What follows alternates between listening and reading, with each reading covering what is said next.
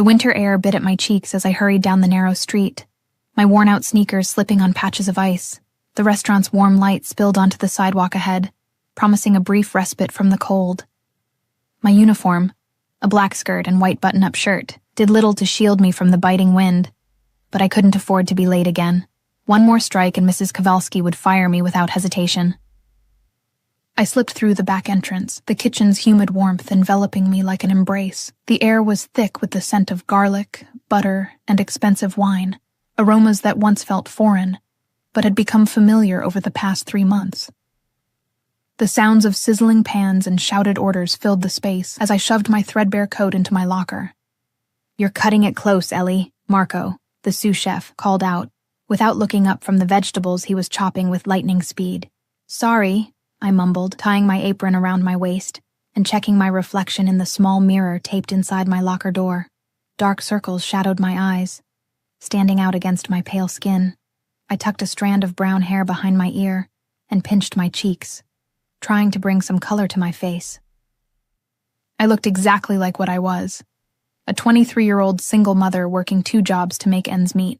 "Floor's packed tonight," Dina, another server, warned as she pushed through the swinging doors with an empty tray. "Some big shots from downtown. Mrs. K is on the warpath." My stomach clenched. Big spenders meant potential for better tips, but also higher expectations and less tolerance for mistakes. I needed the money desperately. Lily's daycare payment was already a week late, and the heating in our apartment had been spotty all winter.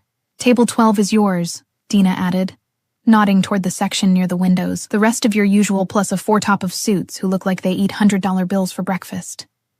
I took a deep breath, straightened my shoulders, and pushed through the doors into the dining room. The gentle murmur of conversation washed over me as I weaved between tables, nodding at the regulars. Gennaro's wasn't the most exclusive restaurant in the city, but it was upscale enough that most of the patrons wouldn't notice if a server disappeared, unless, of course, their wine glass was empty. I approached table 12 with practiced ease, keeping my eyes downcast as I set water glasses before each guest. "Good evening, gentlemen. Welcome to Gennaro's. My name is Ellie, and I'll be taking care of you tonight. May I start you with something from the bar?" The conversation at the table hushed, and I felt a peculiar tension settle over the group. I looked up, my rehearsed smile freezing on my face as my eyes locked with a pair of familiar dark ones. My heart stuttered in my chest. Those eyes. I'd know them anywhere. Eyes that had once looked at me with such tenderness that I believed I was the center of someone's universe. Eyes I'd spent years trying to forget. Dominic. He sat at the head of the table, his broad shoulders draped in what I could tell was a tailored suit, even with my limited knowledge of men's fashion. His once boyish features had hardened into sharp angles, a light scar now bisecting his right eyebrow. His dark hair was shorter than I remembered, styled with precision. But those eyes, they were the same. Dark and intense, capable of seeing straight through me. I felt the room tilt slightly, my fingers tightening around the water pitcher to steady myself. It had been 5 years since I'd last seen him. 5 years since he'd disappeared without a word, leaving me alone and pregnant at 18. His expression remained impassive, betraying nothing. No recognition, no surprise, nothing to indicate he remembered the girl he'd once claimed to love more than life itself. The girl who had waited for months for a call or a letter, only to eventually accept that he was gone forever. "Scotch," he said, his voice deeper than I remembered, but with the same slight rasp that used to send shivers down my spine. "Neat." I nodded, struggling to maintain my professional facade as I took the rest of the orders. My hand trembled slightly as I wrote, and I could feel his eyes on me, though I refused to meet his gaze again. The other men at the table were all lean, sharp-eyed individuals who seemed hyper-aware of their surroundings. One man near Dominic kept scanning the room, his hand occasionally drifting to the inside of his jacket.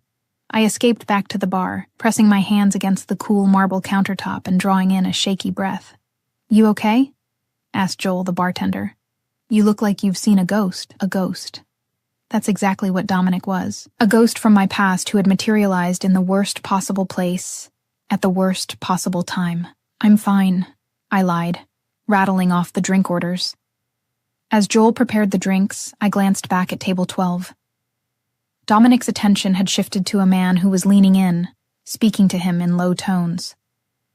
Dominic nodded once, his expression grave. There was a different air about him now, an authority, a danger that hadn't been there before. The way the other men deferred to him, the respectful distance they maintained.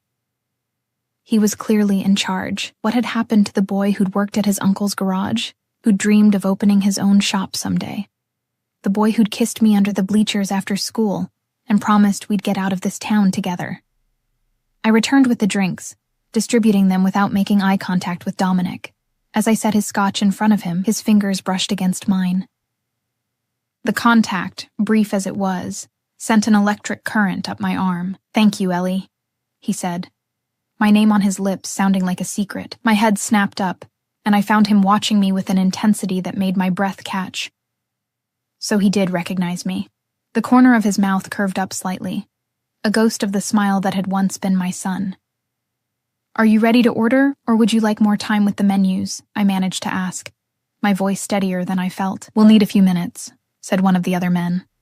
But Dominic never took his eyes off me.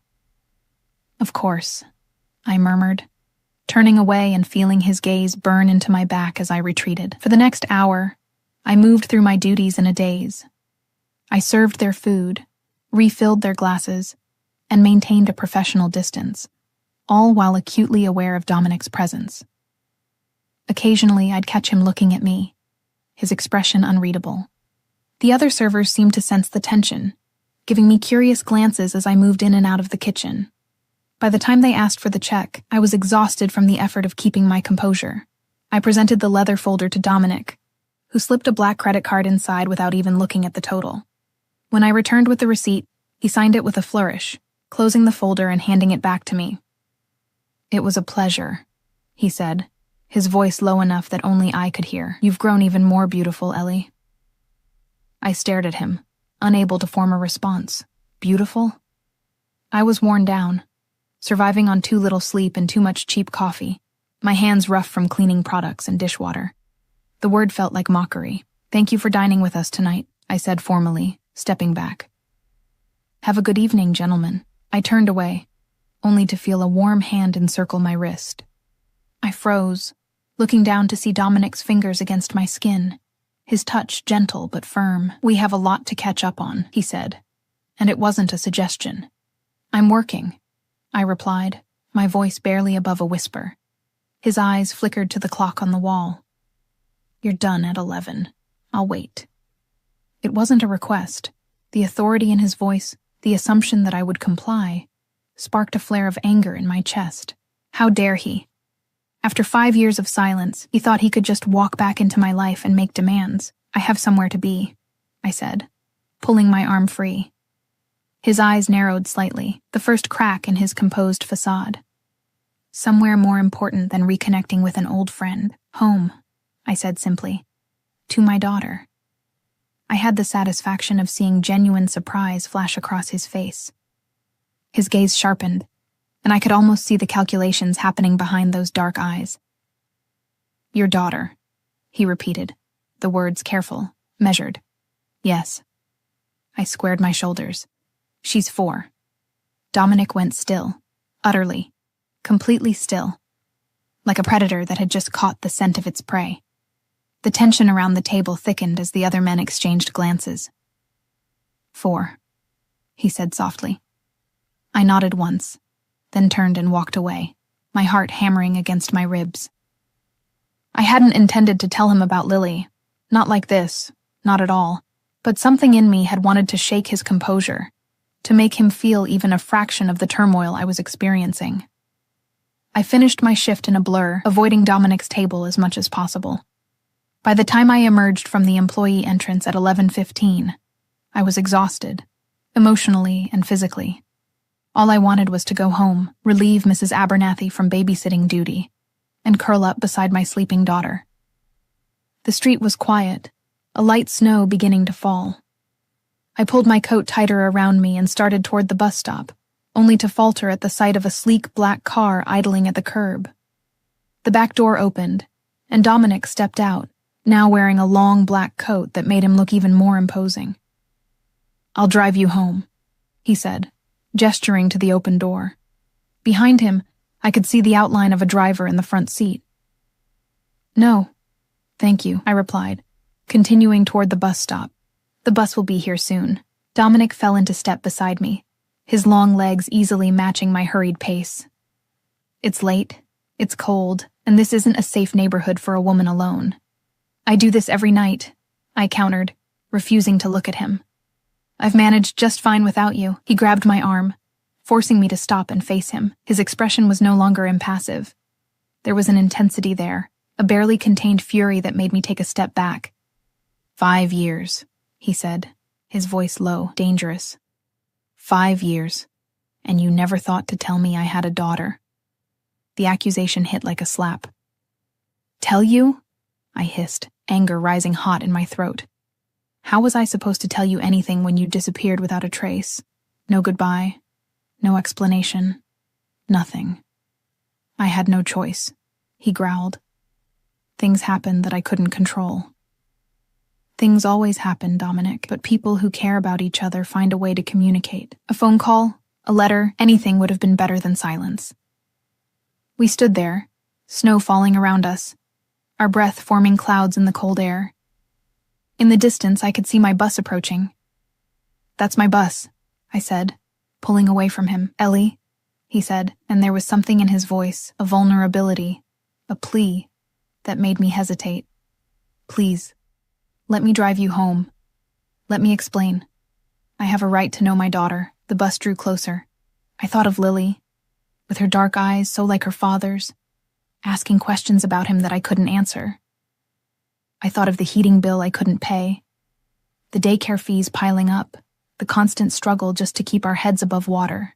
But I also thought of the man Dominic seemed to have become, the air of danger around him, the deference of the men at his table, the expensive car waiting at the curb. What kind of life did he lead now? What would bringing him into Lily's world mean for her? The bus stopped beside us, its doors hissing open. I had to make a choice. I need to get home to my daughter, I said finally. If you want to talk, it can't be tonight. Dominic's jaw clenched, a muscle ticking in his cheek. He reached into his coat and pulled out a business card, pressing it into my hand. My number, he said. Call me tomorrow. I'll come to you, whenever and wherever you say. I looked down at the card. It was simple, elegant. Just his name and a phone number. No company or title. I mean it, Ellie, he added, his voice softening slightly. I want to meet her. I have a right to know my own flesh and blood. The bus driver cleared his throat impatiently.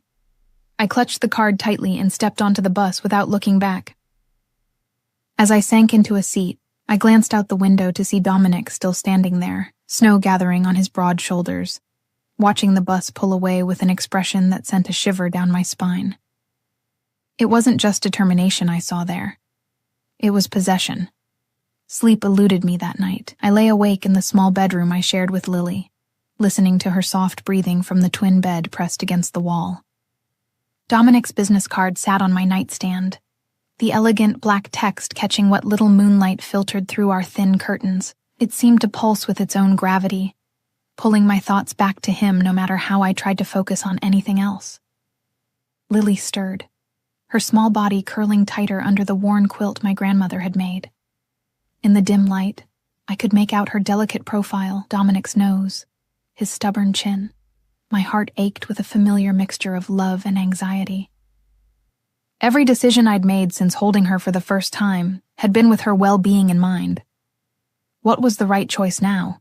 Morning came too soon, sunlight streaming through the window, and Lily bouncing onto my bed with her usual enthusiasm. "Mommy, it's morning time," she announced, her dark curls wild from sleep. I pulled her close, breathing in the sweet scent of her strawberry shampoo. "Good morning, sunshine. Did you have nice dreams?" She nodded earnestly.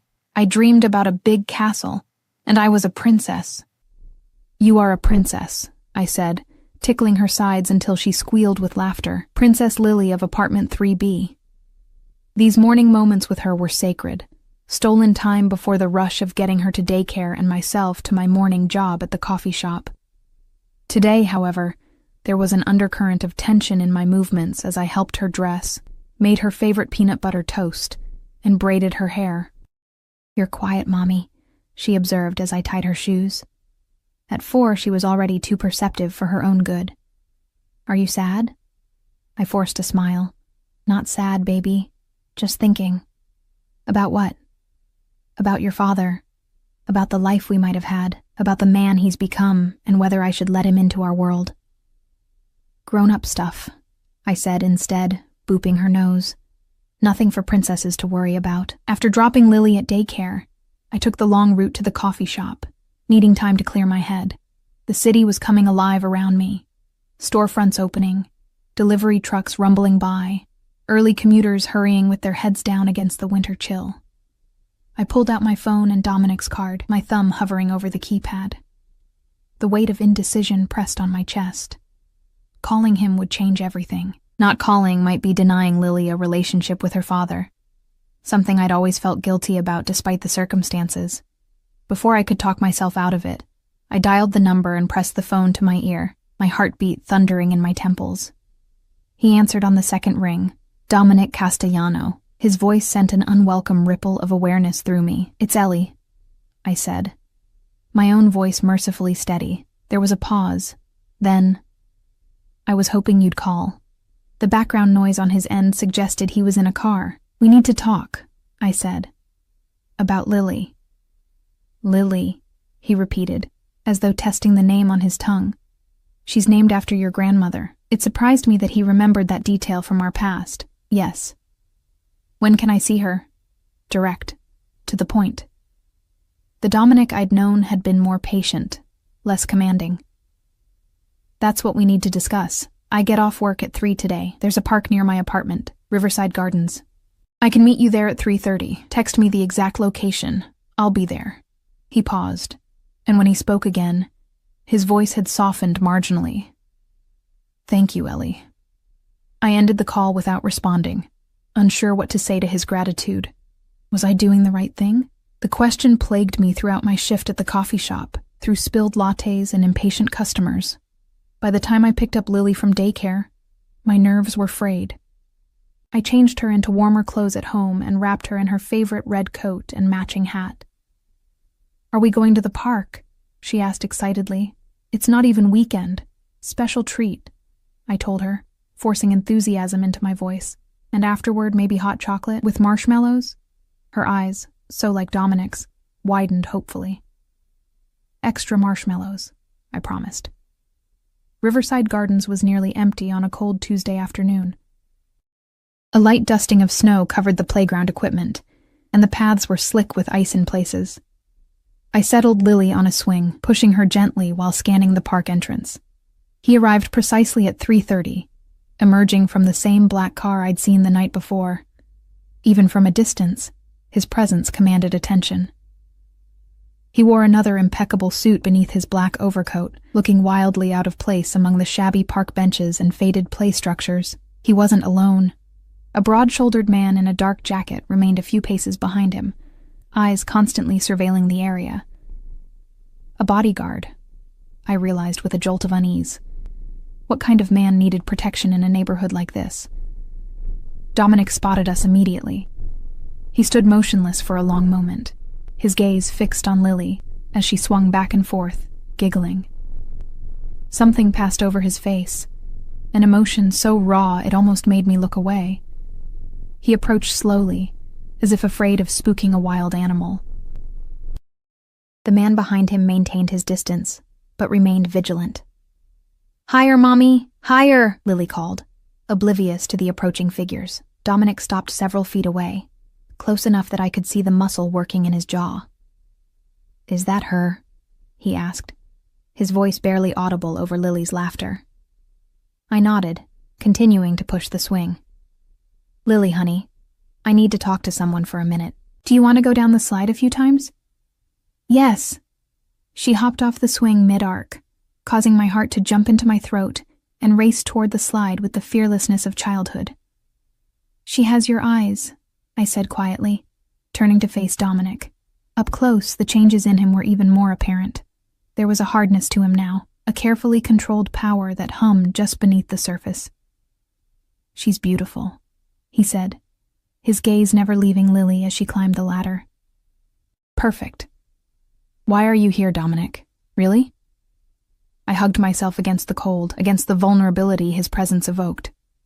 It's been 5 years. His eyes finally shifted to me, dark and intense. I want to know my daughter. I want to be part of her life. Just like that, you reappear and expect to step into the role of father after years of silence? His expression darkened.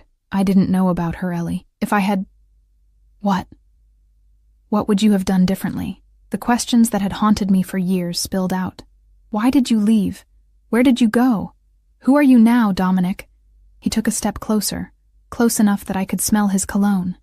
Expensive, understated, nothing like the drugstore brand he'd worn as a teenager. I left because I had to, he said, his voice low with suppressed intensity. My uncle wasn't just running a garage. He was connected to people, powerful, dangerous people. When he died, I was pulled into that world whether I wanted it or not. I stared at him, processing his words. So what? You're some kind of criminal now, I whispered, unable to keep the horror from my voice. His expression remained impassive. I'm a businessman. I protect what's mine. And the man watching us? I nodded toward the bodyguard who remained at a respectful distance. Insurance, Dominic replied simply.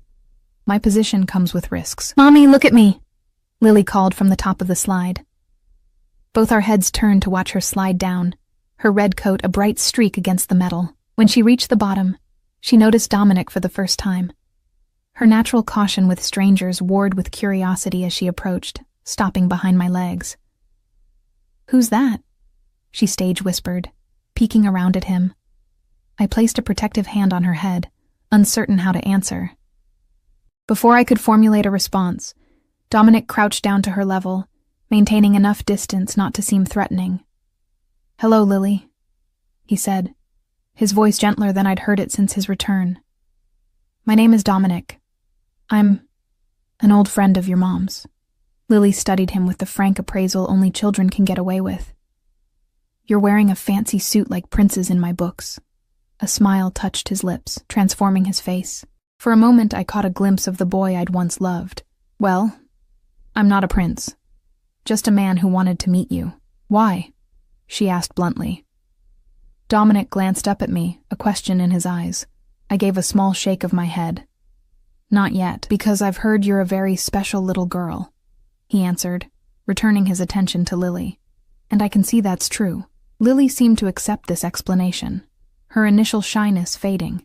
Do you want to see me go down the big slide? I'm not scared of it anymore. I'd like that very much, Dominic replied. I watched as Lily ran back to the playground, Dominic rising to his full height beside me. There was a softness in his expression as he watched her that contrasted sharply with the man I'd encountered at the restaurant. She doesn't know about me, he stated, rather than asked. She knows I met her father when we were young, and that he went away before she was born, I said carefully. She's asked more questions as she's gotten older. What have you told her? The truth. That I don't know where you are, but that you were kind and brave, and would have loved her very much if you'd known about her. His jaw tightened. I want to be in her life, Ellie. I want to be her father. I wrapped my arms tighter around myself. I don't even know who you are anymore, Dominic. The boy I knew wouldn't have needed a bodyguard or driven a car that costs more than I make in a year. People change. Circumstances change. He took a step closer, but some things remain the same. The intensity in his gaze made my heart stutter. Like what? Like the fact that I never stopped thinking about you, he said, his voice dropping. Like the fact that seeing you again after all these years feels like coming home. I took a step back, shaking my head. Don't. You don't get to say things like that, not after all this time. His expression hardened again. I had my reasons for staying away. And now? What are your reasons for coming back? Business brought me back to the city, he said. Finding you was unexpected.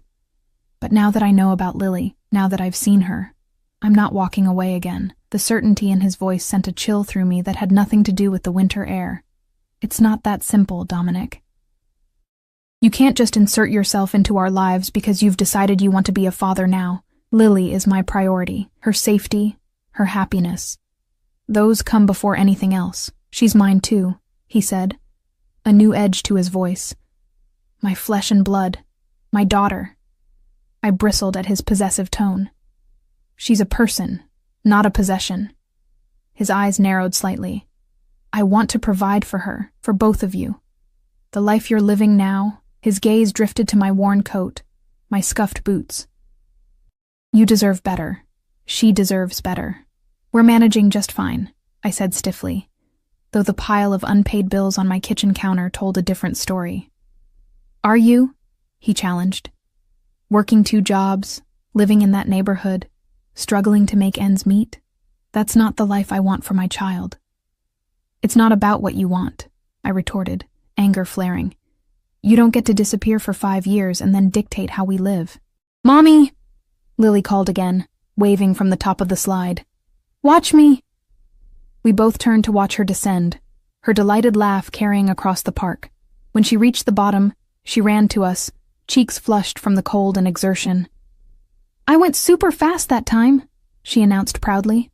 Dominic smiled down at her, something possessive and tender in his expression. You were very brave, he told her solemnly. Lily beamed at him, then tugged on my hand. Can we get hot chocolate now, with extra marshmallows? You promised.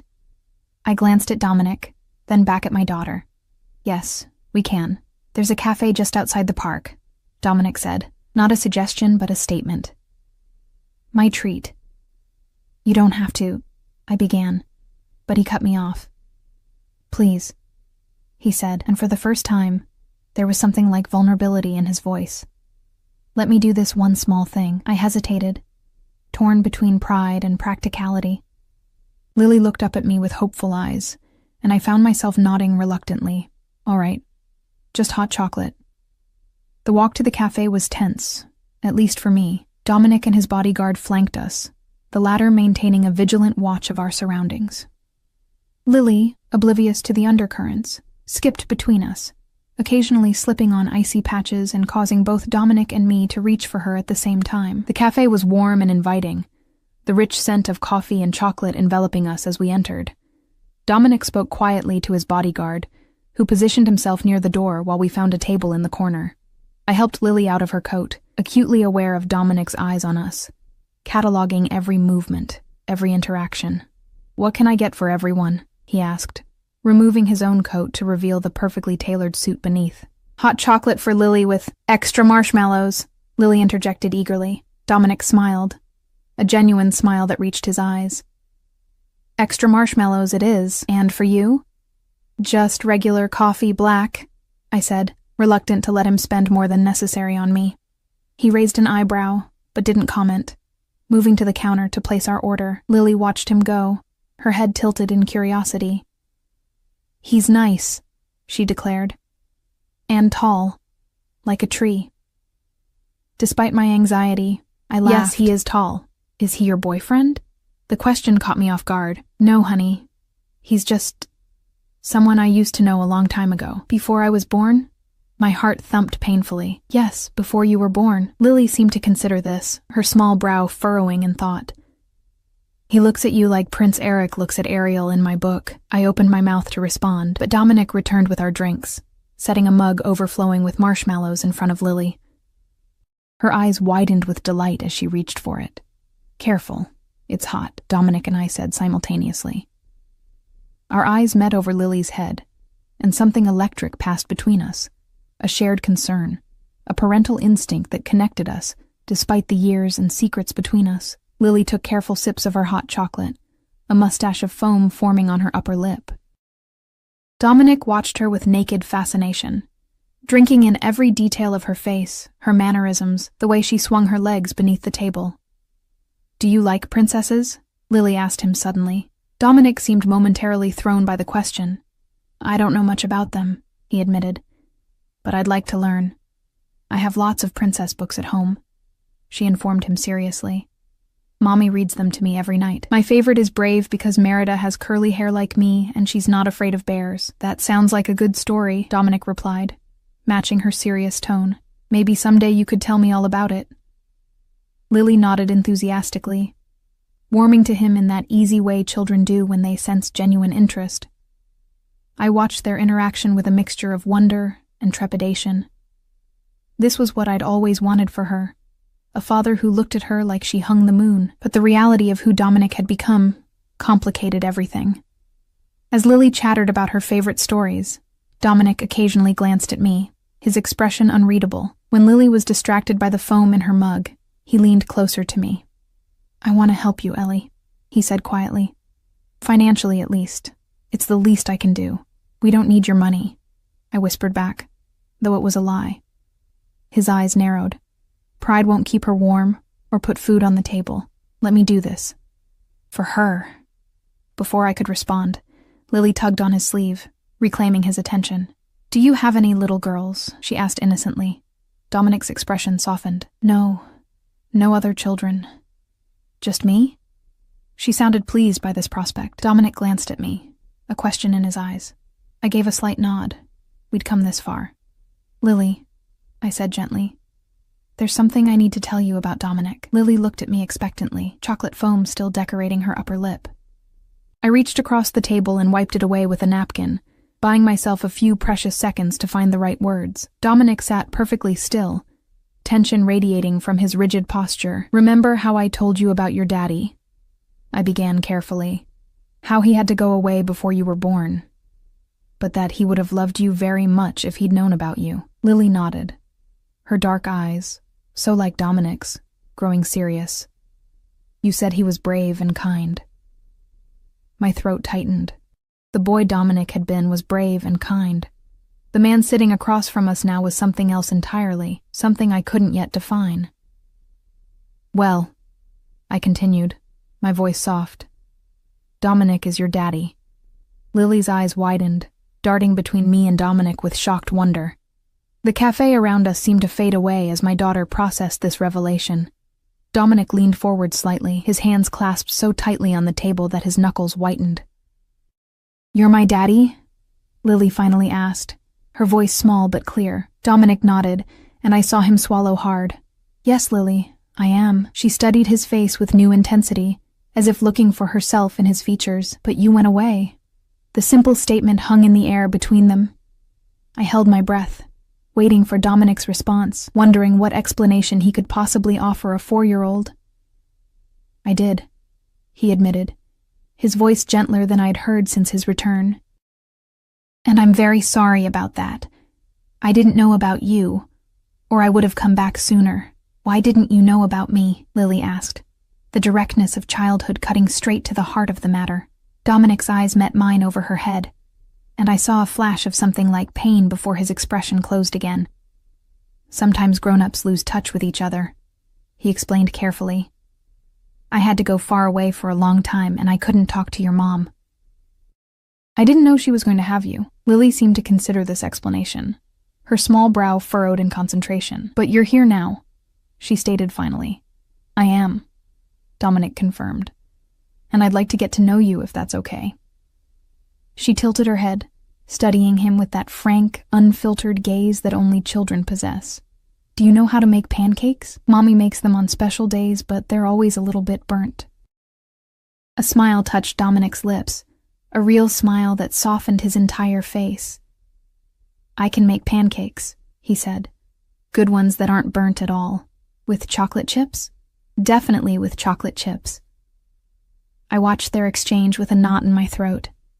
This was what I'd wanted for Lily, a father who would look at her with adoration, who would promise her chocolate chip pancakes and mean it.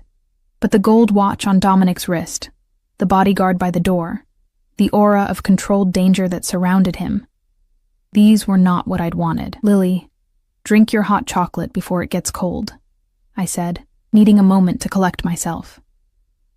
As she returned her attention to her mug, Dominic's eyes locked with mine. There was a raw intensity there, a mixture of gratitude and something possessive that sent a shiver down my spine. "Thank you," he mouthed silently. I gave a small nod, unsure if I deserved thanks for doing what any decent parent would do. When Lily finished her hot chocolate, leaving a ring of chocolate around her mouth that I carefully wiped away, Dominic insisted on driving us home despite my protests. "It's getting dark, and it's freezing," he said firmly. "Please, Ellie, let me do this." I reluctantly agreed, aware of Lily's drooping eyes and the biting cold outside. The black SUV waited at the curb, its windows tinted so dark they were almost opaque. The bodyguard opened the door for us, his face impassive as we climbed in. The interior was warm and luxurious, the leather seats softer than anything I'd sat on in years. Lily's eyes widened as she took in the spacious cabin, the subtle lighting, the small television screens built into the back of the front seats. "Your car is fancy," she declared, bouncing slightly on the seat. Dominic smiled as he settled beside her. "I'm glad you like it." I gave the driver our address, conscious of how shabby our apartment building would look to someone like Dominic now. The neighborhood wasn't dangerous exactly, but it was far from affluent. Faded storefronts with security grates, apartment buildings with peeling paint, streets that weren't always plowed in winter. As we drove, Lily's initial excitement gave way to drowsiness. Her head began to nod, and before long, she had slumped against Dominic's arm, fast asleep.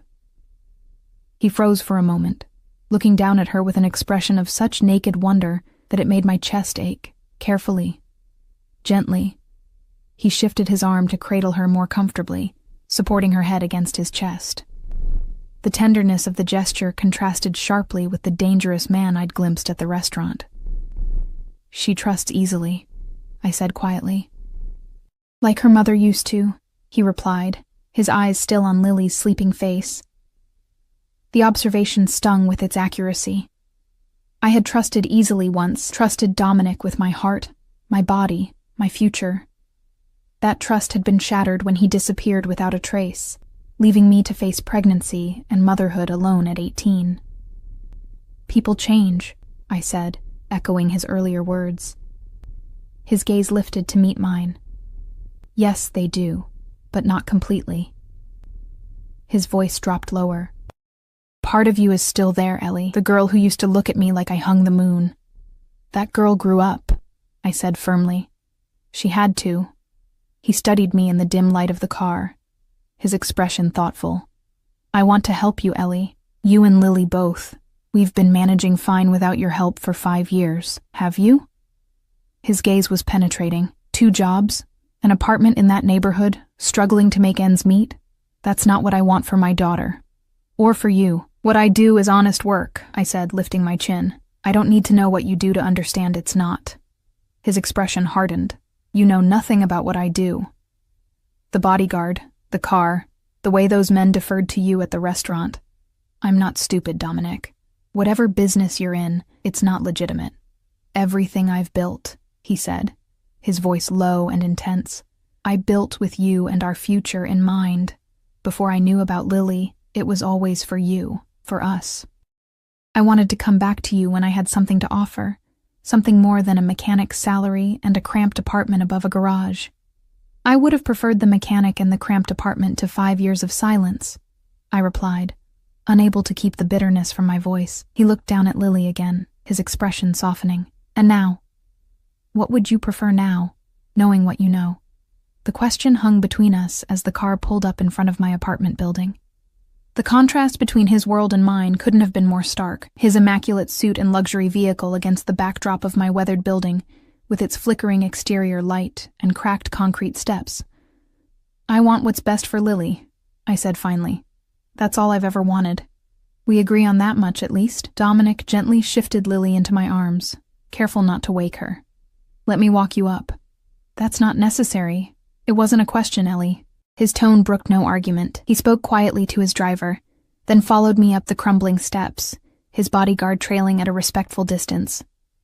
I fumbled with my keys, acutely aware of Lily's weight in my arms and Dominic's presence behind me. Once inside the cramped apartment, I carried Lily straight to our bedroom, laying her down gently and removing her shoes. She stirred but didn't wake as I tucked the blankets around her. When I turned, Dominic was standing in the doorway, his tall frame filling the space, as his eyes took in the modest room Lily and I shared.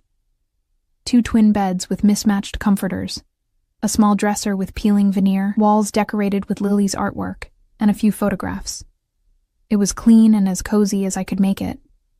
but there was no disguising the poverty. I closed the bedroom door quietly and led him back to the main room, which served as both living room and kitchen. The space was small but neat: a worn sofa, a coffee table with one slightly shorter leg propped up by a book, a tiny kitchen with outdated appliances. "Would you like some tea?" I offered automatically, falling back on the manners my grandmother had instilled in me. Dominic shook his head, his eyes still cataloging every detail of our home. I saw him notice the stack of bills on the counter, the patched cushion on the sofa, the single space heater that supplemented the building's inadequate heating system. "This is where you've been raising our daughter," he said, his voice carefully neutral. "This is our home," I replied defensively. "It's small, but it's clean and safe. Lily is happy here. She deserves more." His voice was quiet but firm. "You both do. We have what we need. Do you?" He gestured toward the stack of bills. "Are those all paid? Is the heat reliable? What about her education, her future?" I folded my arms across my chest. "I'm doing the best I can. I know you are." His expression softened slightly. "You're an amazing mother, Ellie. Anyone can see that, but you don't have to do this alone anymore." "What exactly are you proposing, Dominic?" He reached into his inner jacket pocket and withdrew an envelope, placing it on the coffee table. "To start with, this should help with immediate expenses. Rent, bills, whatever you need." I stared at the envelope, pride warring with practicality. "I don't want your money. It's not for you," he said simply. "It's for Lily, my daughter." The way he said "my daughter," possessive, certain, sent a shiver through me. "And what do you want in return?" His eyes narrowed. "She's not a transaction, Ellie. I want to be part of her life. I want to provide for her, protect her, be the father she deserves." "And how do you see that working exactly? Weekend visits, holiday cards, or are you planning to disappear again when your business takes you elsewhere?" "I'm not going anywhere," he said, his voice hardening. "Not again. Not now that I know about her. People in your line of work don't typically have stable family lives, Dominic." His jaw tightened. "You don't know anything about my life." "Then tell me," I challenged. "Tell me exactly what you do that requires a bodyguard and a bulletproof car." He was silent for a long moment, his dark eyes unreadable. "I'm in import-export," he said finally. "I manage distribution networks, resolve conflicts between competing interests, ensure products reach their destinations safely. That tells me nothing. It tells you enough." He stepped closer, his presence filling the small room. "What matters is that I'm successful. I have resources. I can give Lily, give both of you, the life you deserve." "At what cost?" I asked quietly. "What happens when your competing interests decide to target your family? What happens when Lily asks what her father does for a living?" "I would never let anyone harm you or Lily," he said, and there was a dangerous edge to his voice that made me believe him. "As for Lily's questions, she's 4, Ellie. By the time she's old enough to understand, things will be different." "Different how?" He sighed, running a hand through his dark hair in a gesture so reminiscent of the boy I'd known that it made my heart twist. "I'm transitioning to legitimate businesses. Real estate, restaurants, investment properties. I've been working on it for the past year. Why?" "Because I always planned to come back for you," he said simply. "I couldn't do that while I was still entangled in certain aspects of the business." I shook my head, confused by the sincerity in his voice. "You disappeared for 5 years, Dominic. If you'd wanted to find me, you could have. It wasn't that simple." His expression darkened. "When my uncle died, I inherited his debts, his enemies, and his position.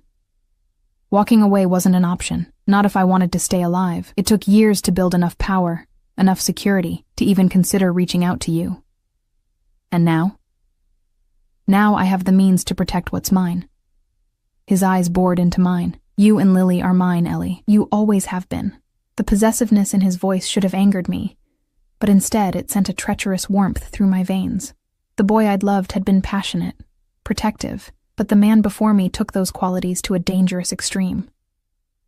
"We're not possessions," I said firmly, even as my pulse quickened. "Lily and I are people with our own lives, our own choices." "I know that," He stepped closer still, close enough that I could smell his cologne, feel the heat radiating from his body. But can you honestly tell me you're happy with the life you're living now? Working yourself to exhaustion, barely making ends meet, sharing a bedroom with our daughter because you can't afford a bigger place. I didn't answer, couldn't answer, because the truth was that I wasn't happy. I was surviving, pushing through each day for Lily's sake, trying to give her the best life I could with limited resources. The weight of that struggle had been crushing me for years. Dominic seemed to read the answer in my silence. His expression softened, and he reached out to touch my face, his fingertips gentle against my cheek. I should have pulled away, but I found myself frozen, caught in the gravity of his presence. "Let me help you, Ellie," he said softly. "Let me be there for both of you." "How?" I whispered. "How would that even work?" "To start with, a better apartment in a safer neighborhood, enough money that you don't have to work 2 jobs. Time for you to finish your degree, like you always wanted." The offer was tempting. So tempting that it frightened me. "And what about you? Where do you fit into this picture?" "I want to be part of Lily's life," he said simply. "Regular visits, time to get to know my daughter, and with you." He paused, his eyes searching mine. "I want a chance, Ellie. A chance to show you that the man I've become is still the boy you loved. Just stronger. More capable of protecting you and providing for you." "I don't need protection," I said, though my voice lacked conviction. "I've managed on my own." "You have," he agreed. "You're stronger than I ever could have imagined. But being strong doesn't mean you have to be alone." A small sound from the bedroom caught our attention. Lily stirring in her sleep. We both turned toward the noise, equally attuned to our daughter's presence. "She has nightmares sometimes," I explained quietly. "Usually settles back down on her own." Dominic's expression was pained. "I've missed so much," he murmured. "Her first words, her first steps. She started walking at 10 months, I said, the memory bittersweet. Said her first word at 11 months. Book. She's always loved being read to." "Tell me more," he urged, his eyes intent on my face. "Tell me everything about her." So I did. We moved to the sofa, and I found myself sharing the milestones, the challenges, the joys of raising Lily. Dominic listened with rapt attention, asking questions, absorbing every detail as though trying to piece together the years he'd missed. As I spoke, I could feel the walls I'd built around my heart beginning to crumble. This was what I'd always wanted, someone to share the wonder of our daughter with. Someone who found her as miraculous as I did. "She has your stubbornness," I told him, a reluctant smile tugging at my lips. "And your talent for negotiation. Bedtime is always a series of treaties and compromises." He laughed softly, the sound warming the small room. "Poor you. I was impossible to win an argument against, even as a kid." "I remember," I said, nostalgia washing over me. "You talked us into the principal's office after hours to retrieve your confiscated CD player, convinced me it wasn't breaking and entering if we had a good reason. We didn't get caught," he pointed out, his eyes crinkling at the corners. "Pure luck," I countered. But I was smiling too, remembering the adrenaline rush, the thrill of our small rebellion. For a moment, it felt like old times. The easy banter, the shared memories, the connection that had once seemed unbreakable. But then my eyes caught the gold watch on his wrist, the tailored suit that cost more than my monthly rent, and reality came rushing back. The ease between us evaporated as quickly as it had formed, leaving a heavy silence in its wake. Dominic seemed to sense the shift in my mood, his expression growing more guarded. "It's getting late," I said finally, standing from the sofa. "I have an early shift tomorrow." He rose as well, his height making the small living room feel even more cramped. "Of course. I've taken enough of your time tonight." Neither of us moved toward the door, caught in a moment of uncertainty. There was still so much unsaid between us, so many questions unanswered. "What happens now?" I asked quietly. "That depends on you," he replied, his eyes never leaving mine. "I meant what I said, Ellie. I want to be part of Lily's life, and yours, if you'll let me." "I need time to think," I said honestly. "This is A lot to process. He nodded, though I could see the impatience he was working to control. I understand, but don't take too long. His voice softened. I've missed enough of her life already. I'll call you, I promised. Soon, he reached into his pocket and pulled out another business card, different from the one he'd given me the previous night. This one had a different number scrawled on the back. My private line, he explained. I'll answer any time, day or night. I took the card, our fingers brushing in the exchange. The simple contact sent a familiar warmth through me, a reminder of what we'd once been to each other. Judging by the darkening of his eyes, he'd felt it too. Good night, Dominic, I said, taking a step back. Good night, Ellie. He moved toward the door but paused with his hand on the knob. The envelope on the table. Use it. Not for me, not for you, but for Lily. She deserves better than this. Before I could respond, he was gone, the door closing quietly behind him. I stood rooted to the spot, listening to his retreating footsteps in the hallway. Only when I heard the front door of the building close did I move to the window, peering through the thin curtains to see him stride to the waiting car, his bodyguard falling into step beside him. As the black SUV pulled away from the curb, I turned to the coffee table where the envelope lay. Pride told me to leave it untouched, to prove I could provide for Lily without his help. But practicality and love for my daughter won out. I picked up the envelope, surprised by its weight, and opened the flap. The stack of bills inside made my breath catch. There had to be thousands of dollars, more cash than I'd seen at one time in my entire life. Clipped to the money was a handwritten note. For Lily, and for you. No strings attached. I sank back onto the sofa, the envelope clutched in my trembling hands. The money would solve so many problems. The overdue rent, the heating bill, Lily's daycare fees, the cavity that had been bothering me for months, but I couldn't afford to have fixed. It could give us breathing room, a chance to get ahead, instead of constantly struggling to catch up. But accepting it meant acknowledging Dominic's place in our lives. It meant opening a door I wasn't sure I could close again. I carefully returned the money to the envelope and tucked it into a kitchen drawer beneath the dish towels. I would decide what to do with it in the morning. After a night's sleep cleared my head, sleep, however, proved elusive. I lay beside Lily's peaceful form, my mind racing with the events of the day. The shock of Dominic's return, the revelation of his changed circumstances, his clear intent to be part of our lives. It was overwhelming. Beneath it all ran an undercurrent of emotions I'd thought long buried. The lingering hurt of his abandonment, the whisper of feelings that had never fully died, the terrifying vulnerability of letting him back into our carefully constructed life. Morning came too soon, bright sunlight filtering through the thin curtains. Lily woke with her usual boundless energy, but today there was a new excitement in her eyes. "Is my daddy coming back today?" she asked as I braided her hair for school. The innocent question caught me off guard. "Not today, sweetie. He has work." "But he will come back, right?" She twisted to look at me, her expression anxious. "He won't go away again?" My heart clenched. One meeting, and already she was attached to the idea of having a father. "He wants to see you again," I said carefully. "We'll figure out when, okay?" This seemed to satisfy her for the moment, and we continued our morning routine: breakfast, teeth brushing, bundling up against the January cold. As I helped her into her coat, Lily fixed me with those perceptive dark eyes. "Daddy has a fancy car," she observed, "and a fancy watch. Is he rich?"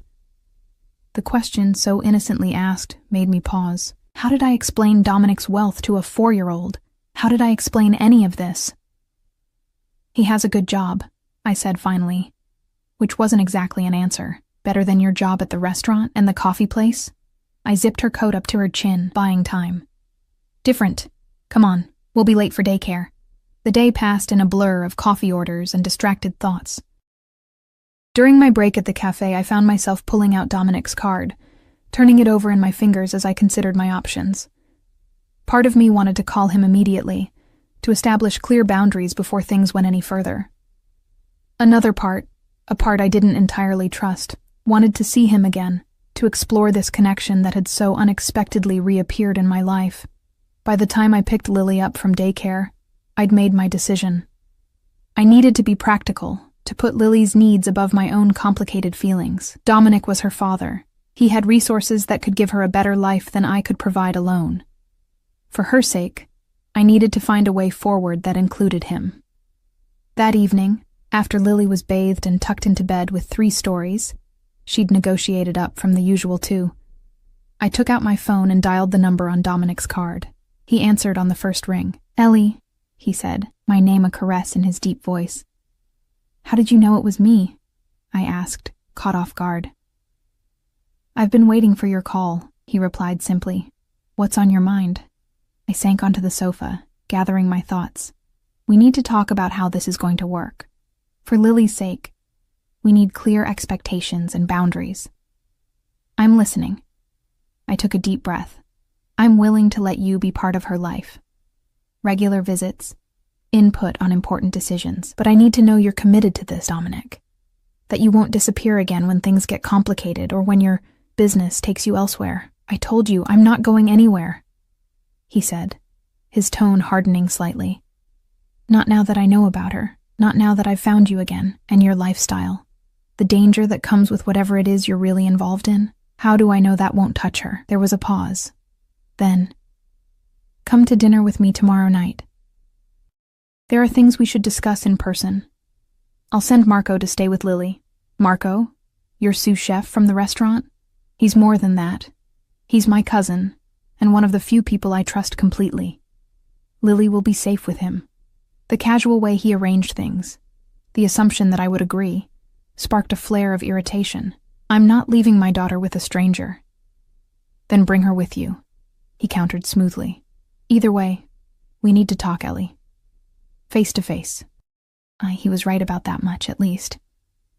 "Fine," I conceded. "But just me. I'll ask Mrs. Abernathy from downstairs to watch Lily. I'll send a car for you. 8 o'clock? I can take the bus." 8 o'clock, he repeated, as if I hadn't spoken. "Wear something nice. I'll text you the restaurant details." Before I could protest further, he'd ended the call. I stared at my phone in frustration. 5 years gone, and within days he was already trying to take control of my life again. The difference was that now he had the resources to make it happen. The next day passed in a haze of anticipation and anxiety. I arranged for Mrs. Abernathy to watch Lily, called in a favor to switch shifts at the restaurant, and stood in front of my meager wardrobe feeling increasingly hopeless. "Something nice," Dominic had said. The nicest thing I owned was a simple black dress I'd worn to my grandmother's funeral 2 years ago. At 7:30, I stood in front of the bathroom mirror, scrutinizing my appearance with a critical eye. The black dress was plain but fit well enough. My hair was clean and falling in loose waves past my shoulders, and I'd applied a light touch of makeup, mascara, a bit of blush, and tinted lip balm. It was the best I could do with what I had. "You look pretty, Mommy," Lily said from the doorway, her head tilted as she watched me. "Like a princess." I smiled at her reflection in the mirror. "Thank you, sweetheart. Are you going to be good for Mrs. Abernathy tonight?" She nodded solemnly. "Are you going to see my daddy?" The question was direct, as her questions always were. "Yes, I am. We need to talk about some grown-up things." "About me?" I turned and crouched to her level, smoothing a hand over her dark curls. "About lots of things, including you. Is that okay?" She considered this, her small brow furrowed in thought. "Will he come see me again soon?" "I think so," I said carefully. "Is that what you want?" She nodded, more enthusiastic this time. "He promised to make pancakes, not burnt ones." I laughed despite myself, pulling her into a hug. "Well, we can't miss out on non-burnt pancakes, can we?" At precisely 8 o'clock, my phone buzzed with a text from an unknown number. "Car waiting downstairs." I said goodnight to Lily, thanked Mrs. Abernathy again, and made my way down to the street where the now familiar black SUV idled at the curb. The same driver from yesterday opened the rear door for me, his face impassive. I'd expected to find Dominic inside, but the back seat was empty. As the car pulled away from the curb, I felt a flutter of nerves in my stomach. What exactly was I getting myself into? 20 minutes later, we pulled up in front of a restaurant I'd heard of, but never dreamed of entering. An exclusive establishment where reservations were booked months in advance, and the prices weren't listed on the menu because if you had to ask, you couldn't afford it. The driver opened my door and directed me toward the entrance where Dominic stood waiting, a commanding figure in a dark suit that made my funeral dress feel even more inadequate. His eyes swept over me, his expression warming as he took me in. "You look beautiful," he said, stepping forward to meet me. "Thank you for coming." I was acutely aware of the eyes on us, the curious glances from other patrons arriving, the respectful nods from the staff. Dominic placed a hand at the small of my back, guiding me inside with a light touch that nonetheless sent warmth radiating up my spine. The maitre d' greeted Dominic by name, leading us not to the main dining room, but to a private area in the back of the restaurant. The space was intimate, a single table set with crystal and silver, soft lighting casting a warm glow over the elegant decor. "I thought we'd be more comfortable with privacy," Dominic explained as he held my chair. As I sat, taking in the opulent surroundings, I couldn't help but compare this to our usual date spots from before. The diner with cracked vinyl booths, the pizza place where we'd split a $10 special, the park bench where we'd shared sandwiches wrapped in wax paper. "This is not what I'm used to," I admitted. "I know." He took the seat across from me, his dark eyes intent on my face. "But you deserve this, Ellie. You always have."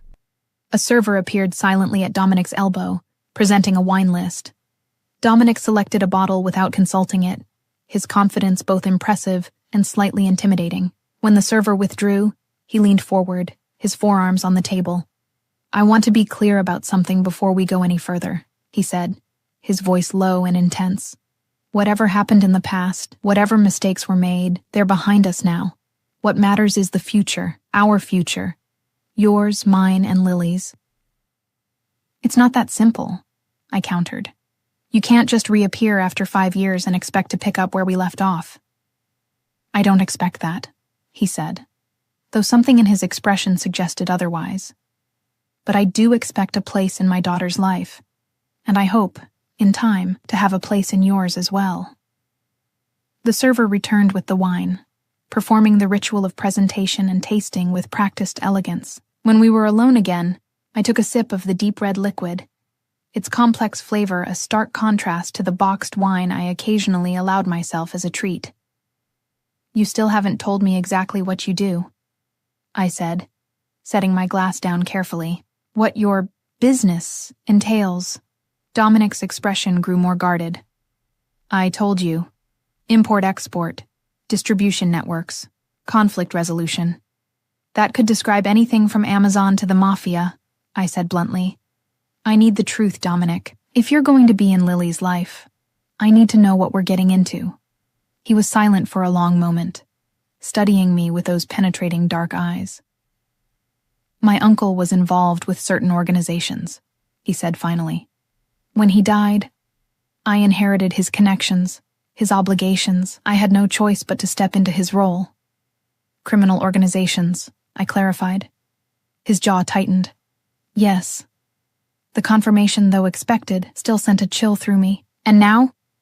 You said you're transitioning to legitimate businesses." "I am." He leaned forward again, his voice dropping lower. "The restaurants, the real estate, they're all part of the plan. Clean money, respectable ventures. Within a year, maybe 2, I'll be completely legitimate." "If it's that easy, why didn't you do it years ago?" A muscle ticked in his jaw. "Because it's not easy, Ellie. It's dangerous. People in my position don't just walk away. The only way out is to build enough power, enough protection, that they can't touch you or what's yours. And you've done that? Almost." His expression grew determined. "Finding you and Lily, it changes things. Accelerates the timeline. I need to complete this transition now, for your safety, as much as mine." "So we're still in danger," I concluded. "As long as you're in our lives, we're at risk." "No," he said firmly. "I would never let anything happen to either of you. The men around me, the security measures, they're all for protection. Nothing will touch you or Lily while I'm alive. I promise you that. The intensity in his eyes, the absolute certainty in his voice, was both reassuring and terrifying. This was a man accustomed to power, to control, to getting exactly what he wanted, and what he wanted apparently was us. "What exactly are you proposing, Dominic?" I asked finally. "Spell it out for me." A server appeared with our first course, artfully arranged plates that looked more like sculptures than food. Dominic waited until we were alone again before answering my question. "In the immediate term, a new apartment in a secure building, one I own," he said, his tone making it clear this wasn't negotiable. 3 bedrooms, good neighborhood, close to the best schools. "I can't afford—" "You wouldn't pay rent," he interrupted smoothly. "It would be yours." "Well, Lily's technically. I'd put it in a trust for her." I stared at him, momentarily speechless. "You want to buy us an apartment? I want to provide a safe, comfortable home for my daughter," he corrected. "And for her mother." "And in return?" I asked cautiously. His eyes narrowed slightly. "This isn't a transaction, Ellie. This is me taking responsibility for my family." "Your family," I repeated. The words hung between us, loaded with implication. "Is that how you see us?" "Yes," he said simply. "How else would I see you?" I shook my head, trying to clear the confusion his words created. "Dominic, we haven't been together in 5 years. You can't just declare us a family because you found out you have a daughter." "We've always been a family," he said, his voice dropping to that dangerous soft tone I was beginning to recognize as a sign of his deepest emotions. "Even when I was away, even when I didn't know about Lily." "You were always mine, Ellie. That never changed." A shiver ran through me at his possessive words. Part of me wanted to bristle at the presumption. But another part, a part I didn't entirely trust, responded to the raw certainty in his voice. "People aren't possessions," I said, echoing my words from the day before. "You don't own me or Lily. Not ownership," he clarified, his eyes never leaving mine. "Connection. Belonging. The kind that doesn't break, even with time and distance." I took another sip of wine, needing a moment to gather my thoughts. The first course remained untouched in front of me, my appetite diminished by the intensity of our conversation. "Let's be practical," I said finally. "Even if I agreed to this apartment, what then? What would your involvement in our lives look like?" He seemed pleased by the question, as if I'd already conceded the larger point. "Regular visits with Lily, dinner twice a week to start, perhaps a full day on weekends. As she gets more comfortable with me, we can adjust. I'd contribute financially, of course, a monthly amount for her expenses, plus a college fund, healthcare, anything she needs. It was exactly what any child deserved from their father, what I'd always wished Lily could have. But coming from Dominic now, with all his complications, it felt fraught with danger. And your associates? Your enemies? How do we fit into that picture?" "You don't," he said firmly. "My home life would be completely separate from business. The apartment building has top-tier security. My driver would take Lily to and from school. No one would dare touch what's mine." There it was again, that possessive streak that both alarmed and stirred something deep within me. The boy I'd known had been protective, yes, but this man had elevated that trait to something almost predatory. "And us?" I asked quietly. "What exactly are you expecting from me, Dominic?" His eyes darkened, sweeping over my face with an intensity that made my skin warm. "Nothing you're not ready to give," he said carefully. "I understand things are complicated between us. 5 years is a long time, but the connection is still there, Ellie. I can feel it. I know you can too." He wasn't wrong. Despite everything, the years of silence, the anger, the hurt, there was still a pull between us, a dangerous undertow that threatened to drag me under if I let my guard down. "I need to focus on what's best for Lily," I said, diverting the conversation back to safer ground. "My priority has to be her well-being. On that, we're in complete agreement." Dominic nodded toward my untouched plate. "You should eat. The chef here is exceptional." I took a small bite, the flavors exploding on my tongue in a way that made me realize how accustomed I'd become to cheap, hurried meals. Dominic watched me with satisfaction, as if my enjoyment of the food was a personal victory. "Tell me about your work," he said, changing the subject smoothly. The coffee shop and the restaurant. Do you enjoy either of them? I considered the question, surprised by his apparent interest in the mundane details of my life. They're jobs, I said with a small shrug. They pay the bills. Or most of them, anyway. What would you rather be doing? If money wasn't a concern? It had been so long since I'd allowed myself to think that way that the question caught me off guard. I'd finish my degree, I suppose. I said finally. Early childhood education. I had a year left when you found out you were pregnant, he finished for me. I nodded. Childcare costs more than tuition. It wasn't financially possible to continue. It could be now, he said, watching me carefully. With my support, you could go back to school, finish what you started. The offer dangled before me like a forbidden fruit, tempting, but potentially dangerous. You make it sound so simple. It is simple, he insisted. You're Lily's mother, my daughter's mother. Why wouldn't I support you in building the life you want? Because nothing comes without strings, Dominic. Especially from someone in your position. His expression hardened slightly. You think I'd use Lily as leverage? That I'd hold my support over your head to control you? Wouldn't you? I challenged. You're used to getting what you want, used to being in charge. What happens the first time we seriously disagree about Lily, or about anything else? We talk it through, he said, as if it were obvious. Like adults. Like parents. And if talking doesn't resolve it? He leaned back in his chair, studying me with those penetrating dark eyes. You don't trust me, he stated, rather than asked. How can I? The words came out more vulnerable than I'd intended. You disappeared for 5 years, Dominic. Not a word, not a sign you were alive. And now you're back, completely transformed, with resources and power and expectations I don't fully understand. His jaw tightened, a muscle ticking in his cheek. I did what I had to do to survive, to build something worthwhile. Everything I've done, every move I've made, was with the end goal of coming back to you. Creating a life we could share. You couldn't have known about Lily then, I pointed out. No, he admitted. But I knew about you. I knew I wanted a future with you. Finding out about Lily, his expression softened. It makes that future even more important. Even more worth fighting for.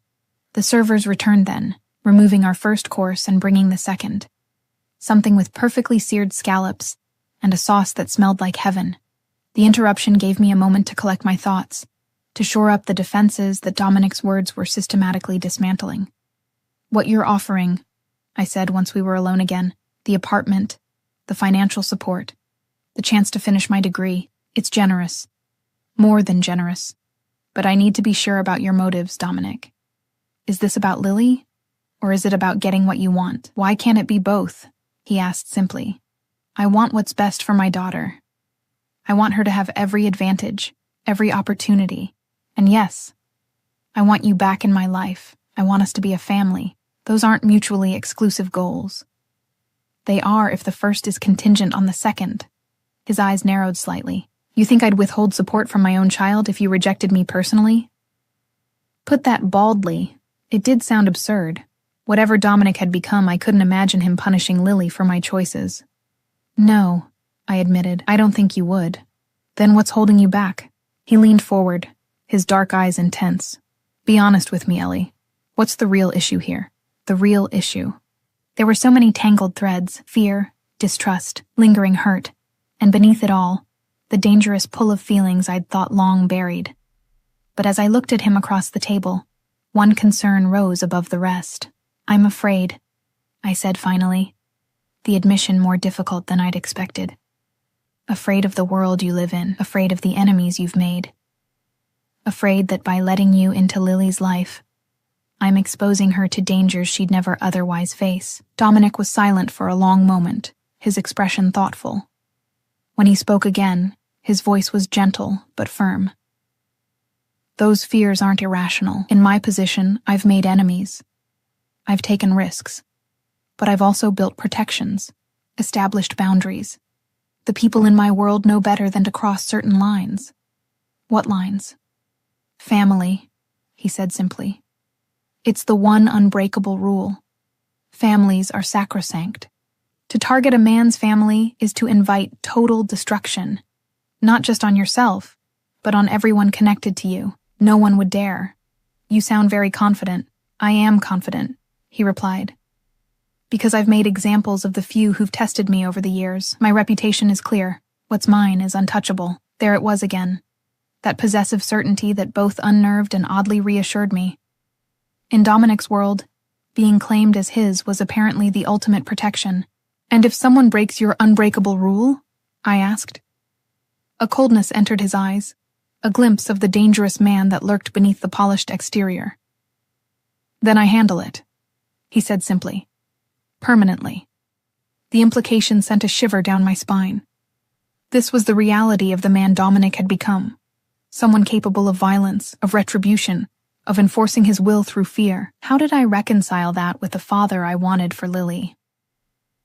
I don't know if I can live in your world, I said honestly. I don't know if I want Lily exposed to that reality. You wouldn't be, he insisted. The apartment, the schools, the life I'm offering, it's all in the legitimate world. Clean, respectable, safe. My other concerns would never touch you. But they'd touch you, I pointed out. And you'd be part of our lives. What happens when Lily is old enough to ask questions? To wonder why her father has bodyguards and bulletproof cars? What do I tell her then? He considered this, swirling the wine in his glass before answering. By then, the transition will be complete. I'll be fully legitimate, a businessman with diverse investments, nothing more. You make it sound so certain. It is certain, he said firmly. Finding you and Lily has only strengthened my resolve. The timeline has accelerated. Within a year, 2 at most, all my interests will be above board. I wanted to believe him. Wanted to believe that the life he was offering could be as simple, as safe, as he made it sound. But years of struggling alone had taught me that nothing came easily, that every choice had consequences. I need time, I said finally. This is all happening so fast, Dominic. A week ago, you weren't even in our lives. Now you're talking about apartments and college funds and family futures. I need to process this, to think about what's truly best for Lily. He nodded, though I could see the impatience he was working to control. I understand. But don't take too long, Ellie. Every day that passes is another day I miss with my daughter, another day you spend struggling unnecessarily. It wouldn't be unnecessary if it meant keeping her safe, I countered. She is safe with me, he said, his voice dropping to that dangerous soft tone again. Safer than she could ever be without me. I protect what's mine, Ellie, with everything I have. The remainder of dinner passed in lighter conversation. Dominic asking more questions about Lily, about her personality, her likes and dislikes, her routines. I found myself sharing stories, drawn in by his genuine interest, his hunger to know every detail about the daughter he'd just discovered. By the time dessert arrived, a delicate confection of chocolate and gold leaf that seemed too beautiful to eat, I'd almost forgotten the tension of our earlier conversation. Almost. I have something for you, Dominic said as the last plates were cleared away. He reached into his inner jacket pocket and withdrew a small velvet box. My heart stuttered in my chest. Dominic, it's not what you're thinking, he said with a small smile, placing the box on the table between us. Not yet, anyway. With hesitant fingers, I picked up the box and opened it. Inside lay a key attached to a simple silver keychain. The apartment I mentioned, he explained. It's ready for you and Lily whenever you decide. Fully furnished, security in place, everything you'd need. I stared at the key, struck by the weight of what it represented. You already set this up, before even speaking to me about it? I like to be prepared, he said simply. The choice is still yours, Ellie. Take it or don't. But it's there, waiting, whenever you're ready. I closed the box carefully, setting it on the table. This is exactly what I mean about moving too fast. You make decisions, set things in motion, and then present them as accomplished facts. I see opportunities and I act on them, he countered. The building came on the market. It was perfect. Right neighborhood, excellent security potential, close to the best schools. So I acquired it. The top floor unit is ideal for a family, our family, if you choose. The presumption should have angered me, but I found myself more weary than irate. This was Dominic, decisive, determined, accustomed to bending the world to his will. That aspect of him, at least, hadn't changed in 5 years. "I'll think about it," I said, neither accepting nor refusing outright. "That's all I can promise right now." He studied me for a long moment, then nodded once. "Fair enough." He signaled for the check, which appeared instantly. "Let me drive you home." The ride back to my apartment was silent, heavy with unspoken words and complicated emotions. Dominic sat beside me in the back seat, close enough that I could feel the warmth radiating from his body, smell the subtle cologne that clung to his skin. His presence filled the space, making the luxurious interior of the SUV feel suddenly too small, too intimate. When we arrived, he insisted on walking me to my door despite my protests. The hallway of my building seemed even shabbier in contrast to his impeccable suit, the elegant restaurant we'd just left. At my apartment door, I turned to face him, the velvet box clutched in my hand. "Thank you for dinner." It was enlightening. "Think about what I said," he urged, his dark eyes intense in the dim hallway light. "About the apartment. About us." "I will," I promised. "I just need time." He nodded, though his expression suggested time was a luxury he was reluctant to grant. "May I see Lily tomorrow? Perhaps take you both to the park again?" The request was reasonable, more reasonable than I'd expected. "She'd like that. She's been asking about you." Something softened in his expression. "She has?" "She's looking forward to those non-burnt pancakes," I admitted with a small smile. "Then I'll have to deliver," he said, his own lips curving in response. 3 o'clock? Same park as before?" 3 o'clock, I agreed. He reached out then, his hand coming up to cup my cheek with a gentleness that contrasted sharply with the power I knew he wielded. "Good night, Ellie," he murmured, his thumb brushing lightly across my skin. For a moment, I thought he might kiss me. Part of me, a treacherous, reckless part, almost wanted him to. Instead, he stepped back, dropping his hand as if it cost him physical effort to break the contact. "Good night, Dominic," I whispered. I watched him walk away, his tall figure receding down the hallway. Only when he disappeared down the stairs did I unlock my door and slip inside. Mrs. Abernathy reported that Lily had been perfectly behaved, falling asleep easily after her bedtime story.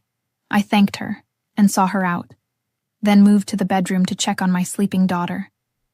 Lily lay curled beneath her blankets, dark curls spread across her pillow, one small hand clutching her favorite stuffed rabbit. In the dim light filtering through the curtains, I could see Dominic in her features, the shape of her nose, the stubborn set of her jaw even in sleep. Looking at her, I knew what my decision would be. Not tonight, not tomorrow, but soon. Whatever complicated feelings I had about Dominic, whatever fears his lifestyle raised, one fact remained clear. He was Lily's father, and he wanted to provide for her, to give her advantages I could never offer on my own.